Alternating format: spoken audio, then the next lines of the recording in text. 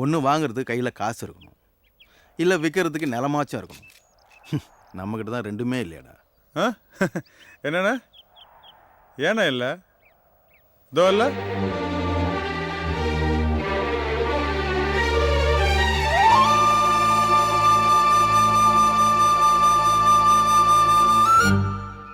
Hey, என்ன விளையாடுறியா?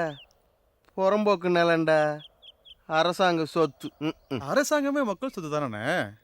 நீ சரி சொல்லுண்ணே, பட்டா போட்டுடலாம். எப்படிரா? வாண்ணே, சப்ப மேட்ரு. சும்மா குண்டு சைட்டில் இருக்கிற ஓட்டின